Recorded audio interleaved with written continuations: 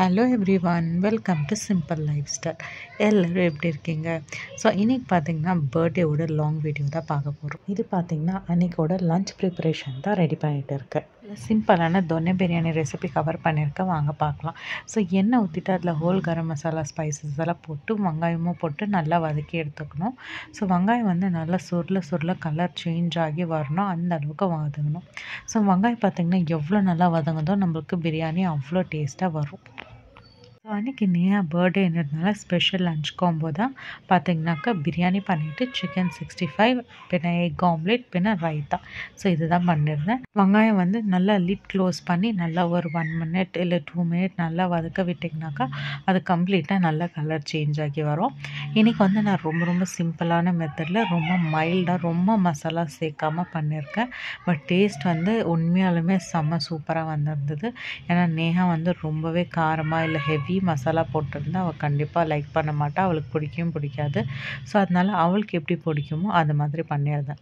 So இந்த அளவுக்கு வெங்காயம் நல்லா கலர் சேஞ்ச் ஆகி வந்ததும் இதுலேயே நான் வந்து 1 டேபிள் ஸ்பூன் ஃபுல்லாக வந்து இஞ்சி பூண்டு பேஸ்ட் போட்டு அந்த எண்ணெயிலே நல்லா இஞ்சி பூண்டு ஸ்மெல் போகிற வரலையும் நல்லா வதக்கி எடுத்துக்கிட்டேன். ஸோ இது வந்து ஒரு 1 மினிட்கின கம்மியே நல்லா சாட்டேட் பண்ணி எடுத்துக்கலாம். இது நல்லா வதங்கினதும் அந்த இஞ்சி பூண்டு ஸ்மெல்லெல்லாம் போனதும் நம்ம இதிலே பார்த்திங்கன்னா தக்காளியும் சேர்த்துற போகிறோம். ஸோ தக்காளி வந்து ஆக்சுவலாக பார்த்திங்கன்னா ஆப்ஷனல் தான். ஸோ நான் யூஸ்வலாக வந்து ஒரு சில டைம் தக்காளி சேர்க்க மாட்டேன். பட் லாஸ்ட் 2 டைம்ஸாக தக்காளி சேர்த்துட்டு இருக்கேன். ஏன்னா இதோட டேஸ்ட்டே ரொம்பவே டிஃப்ரெண்ட்டாக இருக்குது தக்காளி சேர்க்கும்போது. தக்காளி சேர்க்காமல் நீங்கள் செஞ்சிங்கனாக்கா இந்த மெத்தட் தக்காளி ஆட் பண்ணுற மெத்தடை மட்டும் ஸ்கிப் பண்ணிக்கினா கூட ஓகே தான். ஸோ டேஸ்ட் வந்து இதுக்கும் அதுக்கும் மைல்டாக டிஃபர் ஆகும். நீங்கள் வந்து ஒரு வாட்டி தக்காளி சேர்த்து ட்ரை பண்ணி பாருங்கள், இன்னொரு வாட்டி தக்காளி சேர்க்காமல் ட்ரை பண்ணி பாருங்கள். ஸோ உங்களுக்கே அந்த டிஃப்ரென்ஸ் தெரியும்.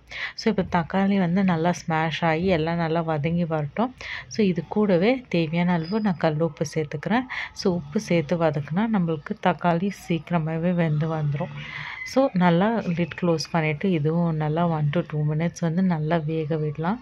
ஸோ அப்போ தான் நம்மளுக்கு டேஸ்ட் நல்லாயிருக்கும். ஸோ சைட் பை சைட் பார்த்திங்கன்னா நான் சிக்கன் 65க்கு ரெடி பண்ணி வச்சுருந்தேன். நான் இன்றைக்கி பார்த்திங்கன்னா தேஜு கபாப் பவுடர் தான் ஆட் பண்ணியிருக்கேன். ஸோ நான் எடுத்திருக்க சிக்கன் பார்த்திங்கன்னா ஆல்மோஸ்ட் 3/4 கிலோலேருந்து 1 கிலோ இருக்கும்னு நினைக்கிறேன். ஸோ இதுக்கு வந்து 1.5 பேக்கெட் வந்து Teju kebab masala, so 1 spoon இஞ்சி பூண்டு பேஸ்ட்டு, பின்ன ஒரு கைப்பிடி அளவு கருவேப்பிலை. ஸோ இதெல்லாம் போட்டு நல்லா மிக்ஸ் பண்ணி எடுத்துக்கலாம். ஸோ சிக்கன் வந்து நல்லா ஜூஸியாக டெண்டரியாக ஹார்ட் ஆகாமல் இருக்கணுன்னாக்கா இதுக்கு ஒரு சீக்ரெட் இன்க்ரீடியன்ட் வந்து நான் ஆட் பண்ண போகிறேன். ஸோ கண்டிப்பாக நீங்கள் இந்த மெத்தடில் ட்ரை பண்ணி பாருங்கள். You will thank me. ரொம்பவே ஜூஸியாக சிக்கன் வந்து ஹார்ட் ஆகாமல் செம்ம சாஃப்டாக வரும். ஸோ அது வேறு ஒன்றும் இல்லை, நம்ம ஆட் பண்ண போகிறது சோயா சாஸ் தான். சிக்கன் நல்லா ஒரு 1 to 2 மினிட்ஸ் இதை மாதிரி மசாலாஸ் எல்லாம் சிக்கன் உள்ள கோட் ஆகிற மாதிரி மேக்னேட் பண்ணிவிட்டு அதுக்கப்புறமா நம்ம சோயா சாஸ் ஆட் பண்ணிக்கலாம். 1 டேபிள் ஸ்பூன்லேருந்து ஒரு 2 டேபிள் ஸ்பூன் வரையும் ஆட் பண்ணிக்கலாம். இதுவும் நல்லா சிக்கனோடு சேர்த்து மேரினேட் பண்ணி வச்சுருங்க. ஸோ ஒரு 30 மினிட்ஸ் கிட்ட நல்லா ஊறட்டும். ஸோ ஊறினாக்கா நம்மளுக்கு டேஸ்ட் வந்து இன்னுமே சூப்பராக இருக்கும். ஸோ இதுக்குள்ளே பார்த்திங்கன்னா சைட் பை சைட் பிரியாணிக்கும் ரெடி பண்ணி வச்சுருந்து பார்த்திங்கன்னா நம்ம போட்ட தக்காளியும் நல்லா வதங்கி வந்துடுச்சு. பார்த்திங்கன்னா இந்த அளவுக்கு நம்மளுக்கு தக்காளி வெங்காயம் எல்லாம் சேர்ந்து வதங்கி வரணும். அப்போ தான் நம்மளுக்கு பிரியாணியோட டேஸ்ட் வந்து செம சூப்பராக கிடைக்கும். ஸோ இந்த அளவுக்கு தக்காளி வெங்காயம் எல்லாம் இஞ்சி பூண்டு பேஸ்ட் எல்லாம் ஒன்றுக்குள்ள மிக்ஸ் ஆகி வதங்கி வந்ததும் இதில் நம்ம சிக்கன் ஆட் பண்ண வேண்டியது தான். நான் வந்து ஒரு 3/4 கிலோ போல் சிக்கன் எடுத்துருந்தேன். ஸோ அதை வந்து நான் நல்லா வாஷ் பண்ணி எடுத்து வச்சுருக்கேன்.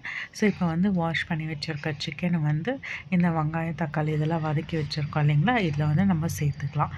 ஸோ சிக்கன் சேர்த்துட்டு நல்லா ஒரு 1 to 2 மினிட்ஸ் வந்து சாட்டே பண்ணி விட்டுட்டு அதுக்கப்புறமா லிட் க்ளோஸ் பண்ணிவிட்டு நம்ம ஒரு 10 மினிட்ஸ் போல் வேக விட்டுடலாம். இதே நம்ம வந்து மட்டன்லையும் செய்யலாம். ஸோ மட்டனில் செய்கிறதுனா நம்ம மட்டன் வந்து ஆல்ரெடி வேக வச்சு எடுத்துகிட்டு அதுக்கப்புறமா இதில் சேர்க்க வேண்டியது இருக்கும். ஸோ அப்படியே வந்து மட்டன் ஈஸியாக வேகாது. ஸோ ஒரு 4-5 விசில் வச்சு மட்டன் வேக வச்சு எடுத்துகிட்டு இந்த ஸ்டேஜ்லேயும் நம்ம மட்டன் சேர்த்துக்கலாம். ஸோ இப்போ பார்த்திங்கன்னா அதிலே கொஞ்சமாக மஞ்சத்தூளும் போட்டு நல்லா சாட்டே பண்ணிகிட்டு இருக்கேன். ஸோ இது வந்து எல்லாம் நல்லா வெங்காய தக்காளி எல்லாம் அதுள்ள சேர்ந்து நல்லா மிக்ஸ் ஆன உடனே லிட் க்ளோஸ் பண்ணிவிட்டு ஒரு 10 மினிட்ஸ் போல் நம்ம விட்டுடலாம். ஸோ சிக்கன்லேருந்து நல்லா தண்ணி பிரிஞ்சு வரும். ஸோ அந்த ஸ்டேஜில் நம்ம இதுக்கு நெக்ஸ்ட்டுக்கு என்ன தேவையோ அது வந்து ஆட் பண்ணிக்கலாம். இந்த பிரியாணி நீங்கள் மட்டனில் செஞ்சிங்கன்னா டேஸ்ட் பார்த்திங்கன்னா இன்னுமே சூப்பராக இருக்கும். பட் அன்றைக்கி நேஹா சிக்கன் தான் ப்ரிஃபர் பண்ணியிருந்தேன். ஸோ அதனால நாங்கள் சிக்கனுக்கே போயாச்சு. ஸோ பார்த்திங்கன்னா இந்த மாதிரி நல்லா மிக்ஸ் பண்ணி விடணும். ஸோ நீங்கள் அப்படியே விட்டிங்கனாக்கா சிக்கன் உள்ள அந்த மசாலாஸ் எல்லாம் இறங்காது. ஸோ இந்த ஸ்டேஜில் பார்த்திங்கன்னா ஆல்ரெடி நம்மளுக்கு தண்ணி விட்டுருக்கு. க்ளோஸ் பண்ணி வச்சுட்டு ஒரு 10 மினிட்ஸுக்கு நம்ம அப்படியே அதை டிஸ்டர்ப் பண்ணாமல் விட்டுடலாம். ஸோ 10 மினிட்ஸ் கழிச்சு ஓப்பன் பண்ணி பார்த்தோம்னாக்கா இதில் நல்லா தண்ணி விட்டுருக்கும். உங்களுக்கு பார்த்திங்கனாலே தெரியும் எவ்வளோ தண்ணி விட்டுருக்கு சிக்கனில் இருந்துன்னு. ஸோ நீங்கள் அரிசிக்கு தண்ணி ஆட் பண்ணும்போது இதெல்லாம் நீங்கள் கன்சிடர் பண்ணிக்கலாம். இந்த ஸ்டேஜில் பார்த்திங்கன்னா நீங்கள் இது கூடவே க்ரீன் மசாலா ஆட் பண்ணிக்கலாம். ஸோ அதில் நம்ம என்ன சேர்க்க போகிறோம்னு பார்த்திங்கன்னா ஒரு கட்டு புதினா, கொத்தமல்லி, இஞ்சி, பூண்டு, பச்சை மிளகா, பட்டை, லவங்கம், சோம்பு. ஸோ இதெல்லாம் சேர்த்து ஸோ நல்லா சாஃப்டாக பேஸ்ட் மாதிரி அரைச்சிட்டு அதிலே சேர்த்துக்க போகிறோம். ஸோ இதுலேயே நான் கொஞ்சமாக வெங்காயமும் சேர்த்து அரைச்சிருக்கேன். ஸோ தட் நல்லா சாஃப்டான கன்சிஸ்டன்சியில் இருக்கும்னு சொல்லிட்டு ஸோ இதில் ஊற்றி அது வந்து நல்லா ஒரு 2 மினிட்ஸ்க்கு நல்லா சாட்டே பண்ணி விட்டுடலாம். ஸோ அதுக்கப்புறமா லிட் க்ளோஸ் பண்ணிவிட்டு திரும்பி ஒரு 5 மினிட்ஸ் வந்து இது நல்லா அந்த மசாலாவோட சிக்கன் வந்து வேக விடலாம். ஸோ சிக்கனோட குக்கிங் டைமே பார்த்திங்கன்னா டோட்டலாக 20 மினிட்ஸ் தான். ஸோ ஆல்ரெடி நம்ம 10 மினிட்ஸ் விட்டுருக்கோம். இப்போ ஒரு 5 மினிட்ஸ் விட்டு ஸோ அதுக்கப்புறமா லிட் ஓப்பன் பண்ணி பார்த்திங்கன்னா இந்த ஸ்டேஜில் இருக்கும். ஸோ இப்போ வந்து சிக்கனில் நல்லா மசாலாலாம் இறங்கியிருக்கும். எண்ணெய் பார்த்திங்கன்னா நல்லா பிரிஞ்சு வந்திருக்கு. இந்த ஸ்டேஜில் பார்த்திங்கன்னா நம்ம பிரியாணிக்கு தேவையான அளவு தண்ணி ஊற்றிக்கலாம். ஸோ யூஸ்வலாக பார்த்திங்கனாக்கா நான் 1/4 kg கிளாஸில் 2 கிளாஸ் அரிசி எடுத்தாக்கா அதுக்கு 1:2 ரேஷியோவில் 5 கிளாஸ் தண்ணி ஊற்றுவேன். பட் இன்றைக்கி பார்த்திங்கன்னா அதில் ஆல்ரெடி நிறைய தண்ணி விட்டுறதுனால 5 கிளாஸ் தண்ணி ஊற்றுறதுக்கு பதிலாக நான் 4 கிளாஸ் தண்ணி தான் ஊற்றிருக்கேன். நான் இன்றைக்கி எடுத்திருக்க ரைஸ் பார்த்திங்கன்னா ஜீரா ரைஸு. அது ஆல்ரெடி 15 to 20 மினிட்ஸ் வந்து நான் ஊற வச்சுருக்கேன். ஸோ ஜீரா ரைஸ்க்கு யூஸ்வலாக கொஞ்சமாக தண்ணி கம்மியாக தான் நான் ஊற்றுவேன். ஸோ இன்றைக்கி ஆல்ரெடி அதில் நிறைய தண்ணி விட்டு இருக்கிறதுனால நான் 1 கிளாஸ் தண்ணி ஆல்மோஸ்ட் அப்படியே கம்மி பண்ணியிருந்தேன். ஸோ 2.5 கிளாஸ் அரிசிக்கு 4 கிளாஸ் தண்ணி ஊற்றிருக்கேன். தண்ணி நல்லா கொதித்து வந்ததும் இதுலேயே ஒரு 1/2 லெமன் சேர்த்துட்டு வீட்டிலே அரைச்ச கரம் மசாலா வந்து 1 ஸ்பூன் வந்து சேர்த்துருக்கேன். ஸோ இதெல்லாம் போட்டு நல்லா மிக்ஸ் பண்ணி எடுத்துக்கலாம். ஸோ அதுக்கப்புறமா பார்த்திங்கன்னா தண்ணி நல்லா கொதித்து வந்துடுச்சு. இப்போ வந்து நான் அதுலேயே ரைஸ் ஆட் பண்ணிக்க போகிறேன். நீங்கள் ரைஸ் ஆட் பண்ணும்போது அதில் கொஞ்சம் கூட தண்ணி இல்லாமல் தண்ணியெல்லாம் கம்ப்ளீட்டாக வடிகட்டிட்டு ரைஸ் ஆட் பண்ணுங்கள். பிகாஸ் நீங்கள் அது தண்ணியோடு ஆட் பண்ணிட்டீங்கனாக்கா அப்புறமா பிரியாணி வந்து குழஞ்சிடும். யூஸ்வலாக தண்ணி ரேஷியோ பார்த்திங்கன்னா ரைஸ் டு ரைஸ் வந்து டிஃபர் ஆகும். ஸோ நான் வந்து புல்லெட் ரைஸ் எடுத்தேனாக்கா 1:2 ரேஷியோலேயே வைப்பேன். ஸோ பாஸ்மதி ரைஸு நான் அவ்வளோவா செய்ய மாட்டேன். எப்பயாச்சும் ஒரு வாட்டி தான் செய்வேன். ஸோ பாஸ்மதி ரைஸில் செய்யும்போது நான் ஹாஃப் குக் பண்ணிவிட்டு அந்த மாதிரி செய்வேன். ஸோ ரைஸ் டு ரைஸ் எப்போவுமே தண்ணி டிஃபர் ஆகும். அதுக்கு தகுந்த மாதிரி செக் பண்ணிவிட்டு நீங்கள் தண்ணி ஆட் பண்ணிக்கலாம். பிரியாணிக்கு நல்லா டேஸ்ட்டை என்ஹான்ஸ் பண்ணி தர ரைஸ்ன்னு பார்த்திங்கன்னா என்னை பொறுத்தவரையிலையும் ஜீரா ரைஸ் தான். எனக்கு ஜீரா ரைஸோட ஸ்மெல் ஆகட்டும் அதோடய ஃப்ளேவர் வந்து ரொம்ப ரொம்ப பிடிக்கும் கம்பேர்ட் டு அதர் ரைஸஸ். இப்போது நம்ம அரிசியெல்லாம் கொஞ்சம் கொஞ்சமாக அதில் சேர்த்துட்டு இருக்கோம். ஸோ தண்ணி இல்லாமல் மெதுவாக பொறுமையாக வந்து நம்ம அரிசியெல்லாம் அதில் சேர்த்துட்டு சும்மா அது ஒரு கொதி வந்ததும் இந்த ஸ்டேஜில் நீங்கள் வந்து உப்பு காரம்லாம் செக் பண்ணிவிட்டு அதுக்கப்புறம் ஜஸ்ட் ஒரு மிக்ஸ் கொடுத்துட்டு லிட் க்ளோஸ் பண்ணி வச்சுடுங்க. ஸோ இது பார்த்திங்கன்னா இந்த ஸ்டேஜில் ரைஸும் தண்ணியும் ஈக்குவலான அளவில் வரணும். ஸோ இது வந்து நான் வந்து லிட் க்ளோஸ் பண்ணிவிட்டு மீடியமான ஃப்ளேம், ரொம்ப ஹை ஃப்ளேம் இல்லை ரொம்ப லோ ஃப்ளேமும் இல்லை, ஒரு மீடியமான ஃப்ளேமில் வச்சுட்டு க்ளோஸ் பண்ணி விட்டுட்டேன். பார்த்திங்கன்னா ரைஸும் தண்ணியும் ஒன்றாகி வரணும். ஸோ இந்த ஸ்டேஜில் பார்த்திங்கன்னா நம்ம தம் போட்டுடலாம். நான் தவா எதுவும் வைக்க மாட்டேன். ஜஸ்ட் இந்த மாதிரி ரைஸை வந்து தண்ணியோட க்ளீனாக மிக்ஸ் பண்ணி கொடுத்துட்டு லிட்டு க்ளோஸ் பண்ணிவிட்டு அது மேலே வந்து ஏதாச்சும் வெயிட்டான பொருள் வச்சுடுவேன். வச்சுட்டு ரொம்ப லோ ஃப்ளேமில் ஆச்சுன்னா உங்களோட ஸ்டவ்வில் இருக்கிற லோவஸ்ட் பர்னரில் வச்சு அதுலேயும் லோ ஃப்ளேமில் வச்சு குக் பண்ணுங்கள். ஸோ அப்போ தான் உங்களுக்கு ஒரு பர்ஃபெக்டான பிரியாணி கிடைக்கும். ஸோ இப்போ பார்த்திங்கன்னா கம்ப்ளீட் லோ ஃப்ளேமில் வச்சுட்டு அதுக்கப்புறமா லிட் க்ளோஸ் பண்ணிவிட்டு ஹெவியான ஆப்ஜெக்ட் வந்து அது மேலே வச்சுட்டேன். ஸோ நல்லா டைட்டாக குக் ஆகி வரும். ஸோ 10 மினிட்ஸ் நான் லோ ஃப்ளேமில் குக் பண்ணிவிட்டு ஸ்டவ் ஆஃப் பண்ணிவிட்டு 10 மினிட்ஸ் விட்டுட்டேன் அதுக்கு அப்படியே. ஸோ அதுக்கப்புறம் ஓப்பன் பண்ணி பார்த்திங்கனாக்கா சூப்பராக ரைஸ் வெந்திருந்தது. தண்ணி எல்லாம் எதுவுமே நிற்கலை. சிக்கனும் பார்த்திங்கன்னா ரொம்பவே சாஃப்டாக நல்லா வெந்து வந்திருந்தது. டேஸ்ட்டு பார்த்திங்கன்னா செம சூப்பராக இருந்தது. ரொம்ப ஹெவியாக மசாலா போடாமல் ஒரு மைல்டான மசாலாவில் ஒரு சூப்பரான பிரியாணி, நல்லா டேஸ்டான பிரியாணி ரெடி ஆயிடுச்சு. கண்டிப்பாக நீங்களாம் இந்த ரெசிபி ட்ரை பண்ணி பார்த்துட்டு எப்படி இருந்ததுன்னு சொல்லிவிட்டு உங்கள் ஃபீட்பேக்கை கமெண்ட் செக்ஷனில் கமெண்ட் பண்ணுங்கள். பிரியாணி பார்த்திங்கன்னா அடியிலேருந்து ஒரு வாட்டி எல்லாம் நல்லா கிளறி விட்டுட்டு அதுக்கப்புறம் லிட் க்ளோஸ் பண்ணி ஸ்டவ் மேலே வச்சுட்டாக்கா நம்மளுக்கு அந்த ஹீட்னஸ் வந்து அப்படியே மெயின்டைன் ஆகும். ஸோ நீங்கள் எந்த பாத்திரத்துலையும் பிரியாணி ட்ரான்ஸ்ஃபர் பண்ணாதீங்க, அதே டெக்ஸால் இல்லை அதே பாத்திரத்தில் இருந்தாக்கா உங்களுக்கு அந்த சூடு வந்து அப்படியே ரீட்டைன் ஆகும். ஸோ சைட் பை சைட் பார்த்திங்கனாக்கா கபாப் போடலான்னு சொல்லி அதுக்கு தான் ரெடி பண்ணிகிட்டு இருக்கேன். ஒரு கடாயில் கபாபுக்கு தேவையான அளவு எண்ணெய் ஊற்றிட்டு இருக்கேன். ஸோ நான் ஆல்ரெடி சொன்ன மாதிரி கபாபில் சோயா சாஸ் போட்டு நல்லா மேக்னேட் பண்ணி வச்சதுனால உங்களுக்கு கபாப் கண்டிப்பாக ரொம்ப ஜூஸியாக டெண்டரியாக வரும். ஸோ அப்படியே சைட் பை சைட் வந்து ஆம்லேட்டும் ஊற்றிடலாம், பிகாஸ் நேஹா வர டைம் ஆயிடுச்சுன்னு சொல்லிட்டு அதுக்கும் தவா வச்சாச்சு. ஸோ இந்த பக்கம் எண்ணெய் காயறதுக்குள்ளே அந்த பக்கம் ஆம்லேட்டும் ஊற்றி ரெடி பண்ணியாச்சு. ஸோ சைட் பை சைட் பார்த்திங்கன்னா ஒரு பக்கம் கபாப் போட்டுட்டு இருக்கேன்.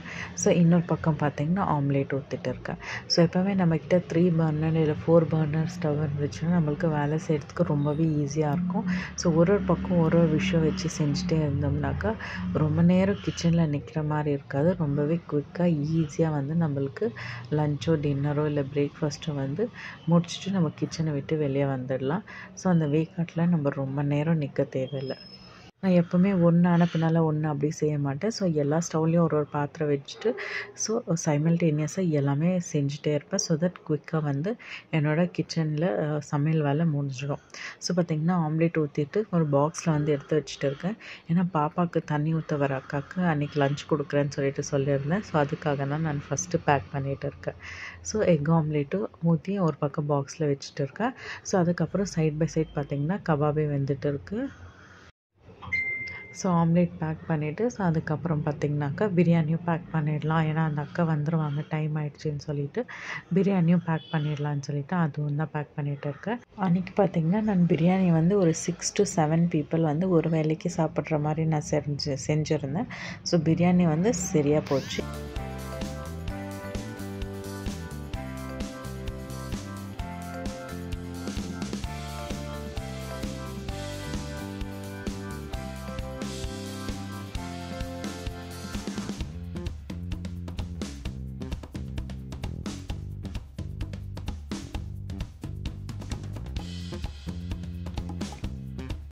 கபாப் பார்த்திங்கன்னா எண்ணெயில் போட்டு எடுத்தாச்சு.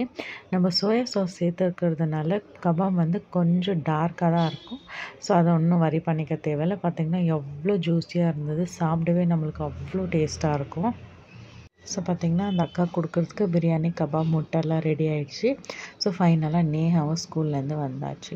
ஸோ அதுக்கப்புறமா அவள் போய் ஃப்ரெஷ்அப் ஆகி ட்ரெஸ் சேஞ்ச் பண்ணி வந்து சாப்பிட்டு முடிச்சாச்சு. ஈவினிங் போல் பார்த்திங்கன்னா பர்த்டே செலிப்ரேஷனுக்கு தேவையானதெல்லாம் ரெடி பண்ணியாச்சு. ஸோ இது பார்த்திங்கன்னா ரிட்டன் கிஃப்ட், அவளோட ஃப்ரெண்ட்ஸுக்காக அவள் ரிட்டன் கிஃப்டெல்லாம் வாங்கி வச்சுருந்தான். ஸோ வீடு வந்து அவளோட டேடியும் மாமாவும் சேர்ந்துட்டு ஓரளவுக்கு டெக்கரேட் பண்ணி வச்சுருந்தாங்க. ஸோ பார்த்திங்கன்னா இப்படி தான் இருந்தது. ஸோ அன்றைக்கி வந்து நாங்கள் கோல்டன் வித் பிளாக் பலூன்ஸ் தான் வாங்கியிருந்தோம். ஸோ அது வந்து வச்சு ஸோ அதுக்கப்புறமா கொஞ்சம் கலர் பேப்பர்ஸ் எல்லாம் இருந்தது, அதெல்லாம் வச்சு டெக்கரேட் பண்ணியிருந்தோம். ஸோ நேஹா வந்து ரொம்பவே ஹாப்பியாக இருந்தாள். ஸோ இப்போ வந்து அவளோட ஃப்ரெண்ட்ஸ்க்காக வெயிட் பண்ணிகிட்டு இருக்கா. ஸோ இன்னும் கேக்கும் வரல, இன்னும் அவங்க ஃப்ரெண்ட்ஸும் யாருமே வரல. ஸோ அவளும் ரெடி ஆகிட்டு வெயிட் பண்ணிகிட்டு இருந்தாள். ஸோ பாப்பா வந்து தூங்கிட்டு இருந்ததுனால ஸோ அவளே வந்து பலூனில் தனியாக ஆடிட்டு இருந்தாள். ஸோ கொஞ்சம் நேரத்துலேயே அவளோட ஃப்ரெண்ட்ஸ் எல்லாம் வந்தாச்சு. ஸோ அதுக்கப்புறமா அவள் ஃப்ரெண்ட்ஸ் கூட டைம் ஸ்பெண்ட் பண்ணிகிட்டு இருந்தாள். பாப்பாவும் அதுக்குள்ளே ஏஞ்சிட்டா. ஸோ அதுக்கப்புறமா ஹேட் வாங்கியிருந்தா. ஸோ அந்த ஹேட் வந்து அவளோட ஃப்ரெண்ட்ஸுக்கெல்லாம் கொடுத்துட்டு ஸோ அதுக்கப்புறம் ஃபோட்டோஸ் எல்லாம் எடுத்துகிட்டு நல்லா ஜாலியாக ஆடிட்டு அவள் வந்து அவங்க ஃப்ரெண்ட்ஸுங்க கூட டைம் ஸ்பெண்ட் பண்ணிகிட்டு இருந்தாள். நேஹாக்கு பார்த்திங்கன்னா நிறைய ஃப்ரெண்ட்ஸ் எல்லாம் இல்லை. ஸோ ஒரு 3-4 ஃப்ரெண்ட்ஸு. அதுக்கப்புறமா பர்த்டே பார்ட்டி முடிஞ்சு கொஞ்சம் லேட்டாக வந்து இன்னும் 2 ஃப்ரெண்ட்ஸ் வந்திருந்தாங்க. ஸோ வீட்டு பக்கத்தில் பார்த்திங்கன்னா ஹார்ட்லி ஒரு 7 to 8 ஃப்ரெண்ட்ஸ் இருப்பாங்க, அவ்வளோதான். ஸோ ஜாஸ்தி ஃப்ரெண்ட்ஸ் எல்லாம் இல்லை. ஸோ இங்கே வந்து அவங்களோட ஃப்ரெண்ட்ஸோடு சேர்ந்து அவன் நல்லா ஜாலியாக டைம் ஸ்பெண்ட் பண்ணிகிட்டு இருந்தாள். ஸோ நானும் அவங்க கூட ஃபோட்டோஸு செல்ஃபீஸ் எல்லாம் எடுத்துக்கினேன் நல்லா ஜாலியாக பேசிவிட்டு டைம் ஸ்பெண்ட் பண்ணிகிட்டு இருந்தேன். ஃபைனலாக கேக்கும் வாங்கிட்டு வந்தாச்சு. அன்றைக்கி பார்த்திங்கனாக்கா பிளாக் ஃபாரஸ்ட் ஃப்ளேவரில் தான் கேக் ஆர்டர் பண்ணியிருந்தோம்.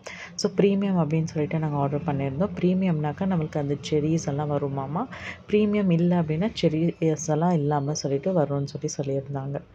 வந்து ரொம்ப ஃபேன்சியாக போக வேணாம், கலர் எல்லாம் ஆட் பண்ணி க்ரீம்ஸ் எல்லாம் சேர்க்க வேணாம் அப்படின்னு சொல்லிட்டு சிம்பிளாக இருந்தாலும் பரவாயில்ல அப்படின்னு சொல்லிட்டு தான் நான் பிளாக் ஃபாரஸ்ட் ஃப்ளேவர் வந்து சூஸ் பண்ணியிருந்தேன். ஃபைனலி பார்த்திங்கன்னா நேஹா காலையிலேருந்து வெயிட் பண்ணிகிட்டு இருந்தேன். அந்த மொமெண்ட் வந்தாச்சு.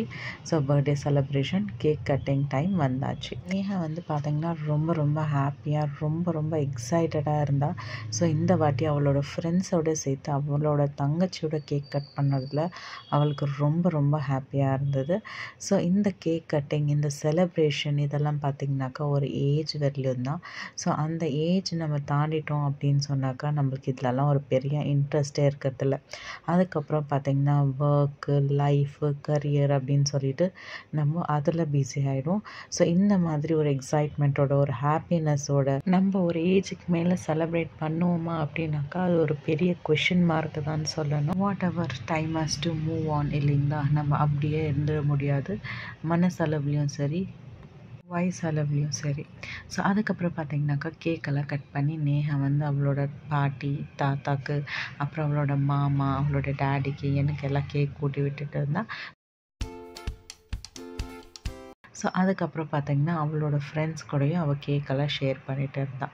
ஸோ இப்படி தான் அண்ணியோட பர்த்டே செலிப்ரேஷன் வந்து ரொம்பவே சூப்பராக அந்த டேவே பார்த்திங்கன்னா ரொம்பவே சாட்டிஸ்ஃபையிங்காக ரொம்பவே நல்லாவே போச்சுன்னு சொல்லலாம். இந்த வாட்டி நேஹாவோட பர்த்டே ரொம்ப ஸ்பெஷல் அப்படின்னு பார்த்திங்கனாக்கா அவள் கூட அவளோட தங்கச்சி பாப்பா இருக்கா. ஸோ நேஹாவோட தங்கச்சி பாப்பாவோட செலிப்ரேட் பண்ணுற ஃபர்ஸ்ட் பர்த்டே இது. ஸோ அதனால அவளுக்கு ரொம்பவே ஹாப்பியாக இருந்தது. ஸோ அவளோட ஃப்ரெண்ட்ஸ் கூட அவள் கேக்கெல்லாம் ஷேர் பண்ணிவிட்டு அதுக்கப்புறமா பார்த்திங்கனாக்கா அவங்களோட ஃப்ரெண்ட்ஸுக்கு நேஹா வாங்கின ரிட்டன் கிஃப்டெல்லாம் அவள் கொடுத்துட்டு இருந்தாள். ஸோ அதுக்கப்புறமா அவளோட தங்கச்சிக்கு ஊட்டி விடலான்னு சொல்லிட்டு ஜஸ்ட் கையில் இருக்கிற அந்த க்ரீம் வந்து பாப்பா வாயில் வச்சுட்டு இருந்தேன். பிகாஸ் பாப்பாவுக்கு நிறைய ஸ்வீட் கொடுக்கக்கூடாது இல்லைங்களா. ஜஸ்ட் ஒரு டேஸ்ட்டுக்காக பாப்பா வாயில் வச்சுட்டு இருந்தால் பாப்பாவும் ரொம்பவே டேஸ்ட் பண்ணி அதை சாப்பிட்டுட்டு இருந்தா. ஸோ ஃபைனலாக அவளும் கொஞ்சம் கேக் எடுத்து வாயில் போட்டுக்கிட்டா. அப்புறம் பார்த்திங்கனாக்கா அவளோட ஃப்ரெண்ட்ஸ் வந்து அவளுக்காக வாங்கிட்டு வந்த அந்த கிஃப்டெல்லாம் கொடுத்துட்டு இருந்தாங்க. ஸோ அதெல்லாமே வாங்கி வச்சுட்டு இருந்தா. ஸோ எல்லாருக்கும் தேங்க்யூ அப்படின்னு சொல்லிட்டு இருந்தா. ஸோ இப்படி தான் அவளோட பர்த்டே செலிப்ரேஷன் போச்சு. ஸோ அப்புறமா பார்த்திங்கன்னா பசங்களுக்கு வாங்கிட்டு வந்த ஸ்நாக்ஸ் எல்லாம் கொடுத்தோம். அதெல்லாம் சாப்பிட்டு முடிச்சு ஸோ நேஹா வந்து கிஃப்ட் ஓப்பன் பண்ணலான்னு சொல்லி உக்காந்துட்டா அவளோட ஃப்ரெண்ட்ஸோட. நான் இது வந்து கிஃப்டெல்லாம் ஓப்பன் பண்ணுறது ஒரு வீடியோ எடுக்கலான்னு சொல்லி பார்த்துருந்தேன். பட் அவள் ரொம்ப எக்ஸைட்டடாக அவள் ஃப்ரெண்ட்ஸ் இருக்கும்போது தான் ஓப்பன் பண்ணுவேன்னு சொல்லிட்டு எல்லாருக்கூடயே சேர்ந்து ஓப்பன் பண்ணி ஸோ நான் நல்லாவே என்ஜாய் பண்ணிட்டு இருந்தாள். அவளோட ஃப்ரெண்ட்ஸு அவளுக்காக கொடுத்த கிஃப்ட் எல்லாமே நேஹாவுக்கு வந்து ரொம்ப பிடிச்சிருந்தது.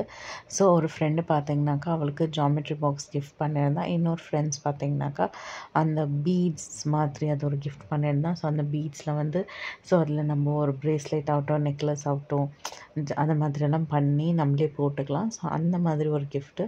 ஸோ அதுவுமே ரொம்ப சூப்பராக இருந்தது. ஸோ அதுதான் இப்போ ஓப்பன் பண்ணிகிட்டு இருக்கா. ஸோ அவளோட மாமா பார்த்திங்கன்னா அவளுக்கு பிடிச்ச ஒரு பாக்ஸ் ஒன்று, பென்சில் பாக்ஸ் ஒன்று வாங்கிட்டு வந்து கொடுத்துருந்தாங்க. ரொம்ப நாளாக கேட்டுட்டு இருந்தா. ஸோ பார்த்திங்கன்னா அந்த பையன் கையில் வச்சு விளையாடிட்டு இருக்கான் இல்லைங்களா. ஸோ அந்த பாக்ஸ் தான். ஸோ நம்மலாம் ஸ்கூல் படிக்கும்போது இப்படியெல்லாம் பாக்ஸு நல்லா வெரைட்டியாக டிசைனாக கிடைக்குமான்னு கேட்டிங்கன்னா எனக்கு தெரியல. பட் இப்போ பார்த்திங்கனாக்கா ரொம்ப டிஃப்ரெண்ட்டாக ஒரு சில பாக்ஸஸ் எல்லாம் பார்த்தாக்கா அவ்வளோ பெருசாக ஸோ ஆல்மோஸ்ட் ஒரு மினி மேக்கப் செட்டு உள்ளே வைக்கிற அளவு பெருசு பாக்ஸஸ் எல்லாம் நான் பார்த்துருக்கேன். ஸோ இப்போ பார்த்திங்கன்னா வெரைட்டி ஆஃப் பென்சில் பாக்ஸஸ் எல்லாம் வந்துடுச்சு. ஸோ இது பார்த்திங்கன்னா நான் சொன்னேன் இல்லைங்களா அந்த பீட்ஸ் மாதிரி. ஸோ அது வந்து இன்னொரு ஃப்ரெண்ட் வந்து கிஃப்ட் பண்ணியிருந்தா. ஸோ இதுவுமே பார்த்திங்கன்னா ரொம்ப சூப்பராக இருந்தது. ஸோ நேஹா வந்து இது ஆக்சுவலாக ரொம்ப நாளாக கேட்டுட்டு இருந்தா. பட் இது வந்து என்ன பெரிய யூஸ் ஒன்றும் இல்லை, ஜஸ்ட் ஒரு டைம் பாஸ்க்கு விளையாடலாம் அவ்வளோதான். ஸோ அவ்வளோ காஸ்ட் பே பண்ணி வாங்கணுமா அப்படின்னு சொல்லி ரொம்ப நாளாக யோசிச்சுட்டே இருந்தேன். பட் ஃபைனலாக பார்த்திங்கன்னா அவளுக்கு அது கிஃப்டாக வந்தாச்சு. ஸோ ரொம்பவே சூப்பராக இருந்தது. அவளும் ரொம்ப ஹாப்பியாக இருந்தாள். ஸோ அதுக்கப்புறம் பார்த்திங்கன்னா அவள் தாத்தா பாட்டி வந்து அவளோட பர்த்டே ட்ரெஸ் எல்லாம் வாங்கி கொடுத்துருந்தாங்க. ஸோ இப்படி தான் அவளோட நாளும் எங்களோட நாளும் ரொம்பவே ஹாப்பியாக போச்சு.